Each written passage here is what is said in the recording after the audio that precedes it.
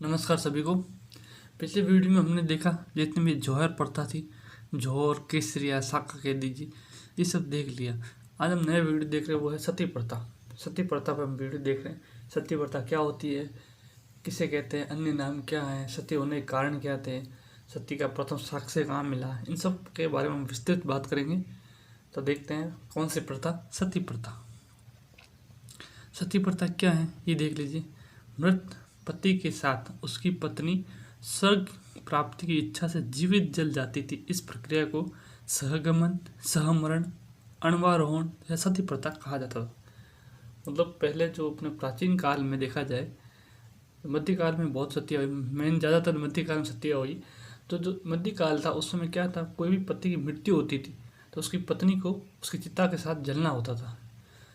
शुरुआत में स्त्रियाँ अपनी स्वेच्छा से ऐसा काम करती थी, लेकिन धीरे धीरे ये क्या बन गई, एक प्रथा बन गई, रीति बन गई। जो न चाहती थी उसको भी सामाजिक डर से ये उस चिता में जाना ही पड़ता था। तो इस तरह ही धीरे धीरे प्रथा बन गई।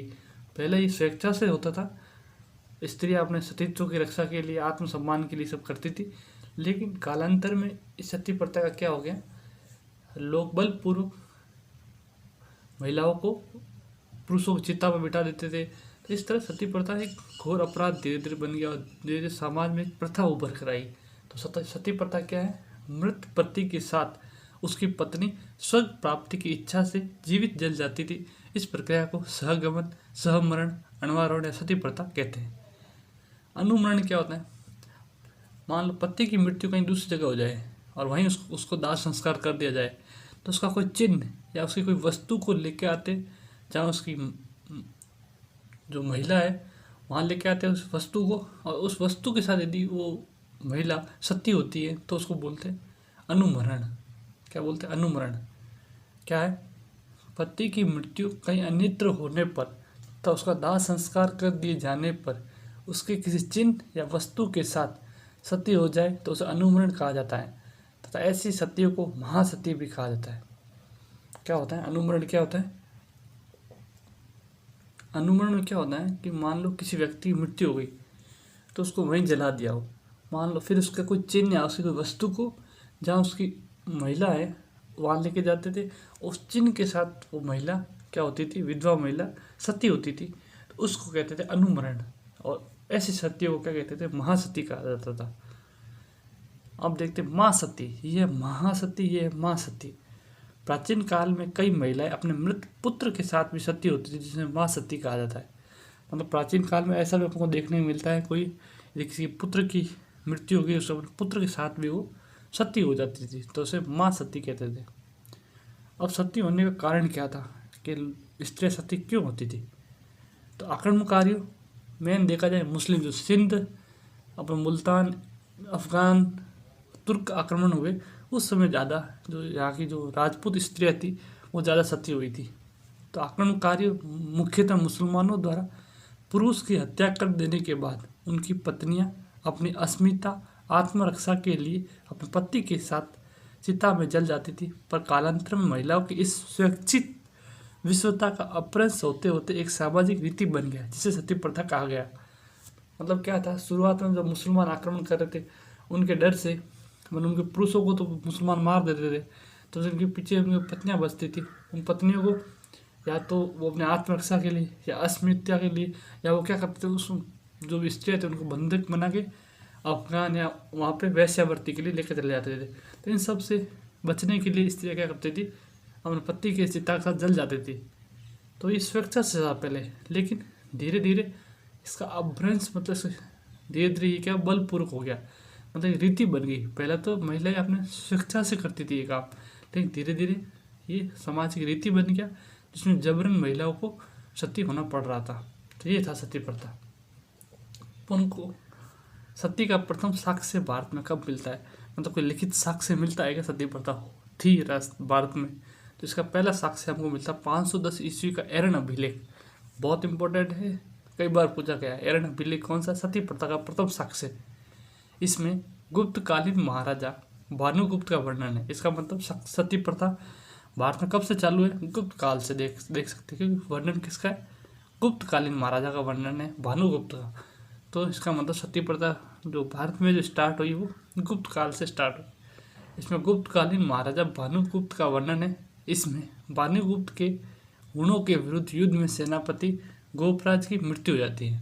मतलब क्या होता है, जो एरन अभिलेख में वर्णित है कि जो गुप्त काल के महाराजा थे भानुगुप्त का हुणों के विरुद्ध युद्ध हो रहा था। तो उस युद्ध में भानुगुप्त के तरफ कौन लड़ रहा था? सेनापति गोपराज। मतलब यह कह सकते महाराजा भानुगुप्त का सेनापति कौन था? गोपराज था।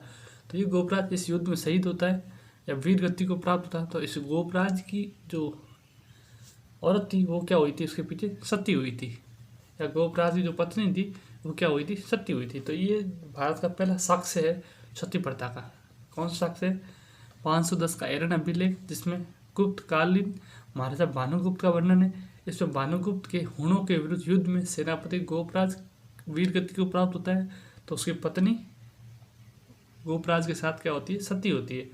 ये भारत का पहला जो अभिलेख है जिसमें सती प्रथा का वर्णन है। अब हम देखते हैं राजस्थान में सती प्रथा का उल्लेख। भारत में देख लिया 510 का एरन अभिलेख। अब देखते हैं राजस्थान में सती प्रथा का उल्लेख। तो राजस्थान में जो विक्रम संवत 861 का घंटियाला शिलालेख है जो जोधपुर में वर्तमान में, तो इस घंटियाला शिलालेख में सती प्रथा का उल्लेख है, जिसमें सेनापति राणुका के साथ उसकी पत्नी संपत देवी सती हुई थी, ऐसा वर्णन उसमें है।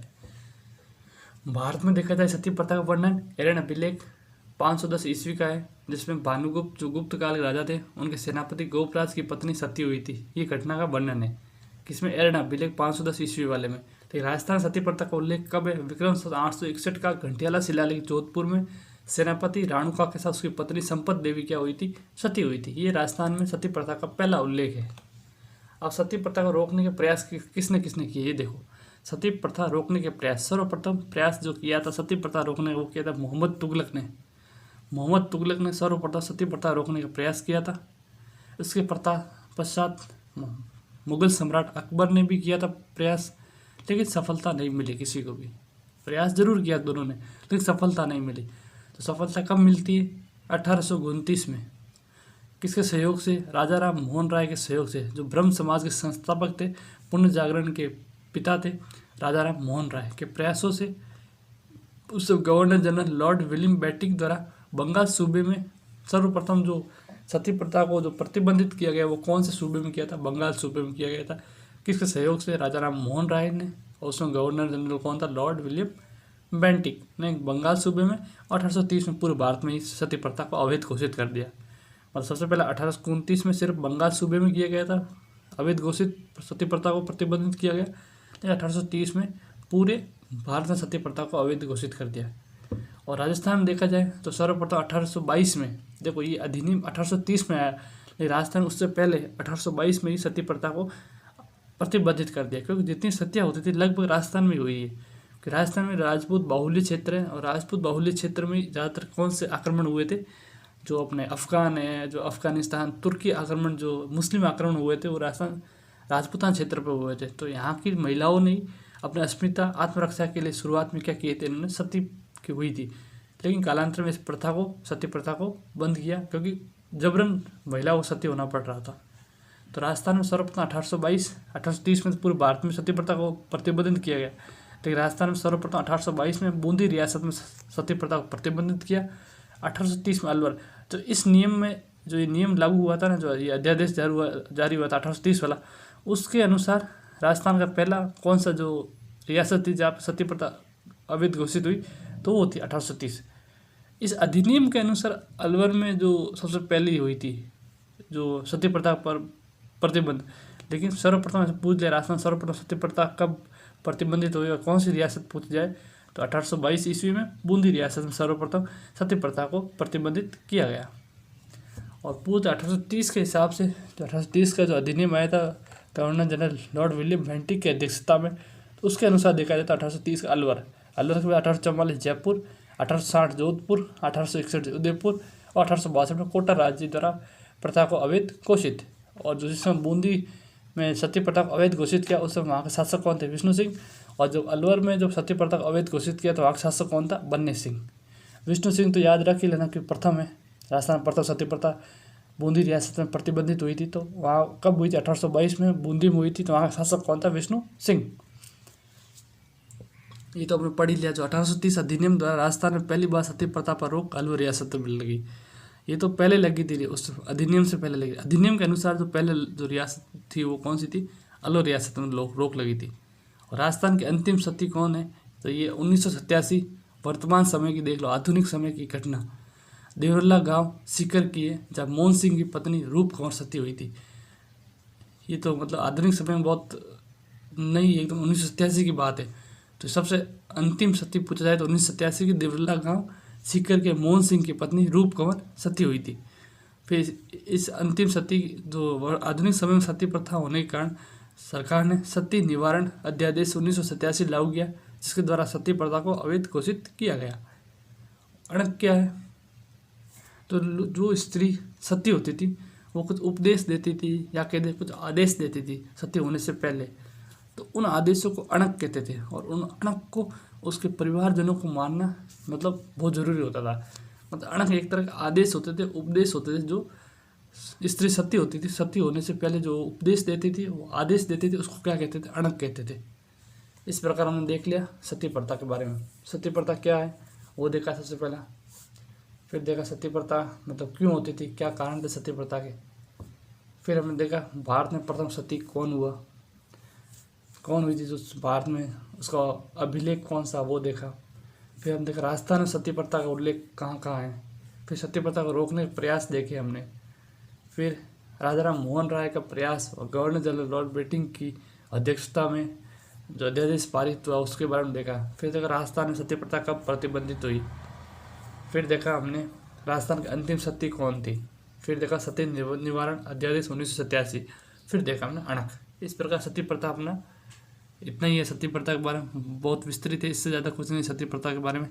अगला हम देखेंगे संलेखना या फिर संथारा प्रथा, जो जैनों की जो संलेखना प्रथा है उनके बारे में हम देखेंगे। Thank you.